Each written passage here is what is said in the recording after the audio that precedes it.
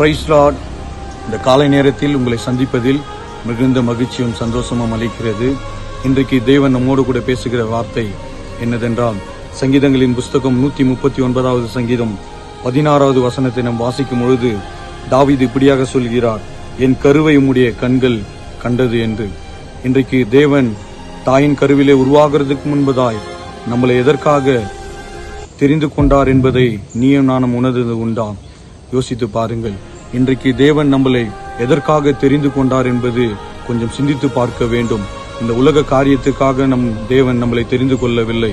அவருடைய ராஜ்யம் கட்டும்படியாய் தேவன் நம்மளை தெரிந்து கொண்டதுக்கு ஒரு முகாந்திரம் உண்டு. இந்த கடைசி நாட்களிலே அநேக ஜனங்கள் பாவத்திலே மடிந்து போகிற ஜனங்களை மீட்கும்படியாகத்தான் உன்னையும் என்னையும் தாயின் கருவிலே உருவாக்குறதுக்கு முன்பதாய் தேவன் தெரிந்து கொண்டு இருக்கிறார்.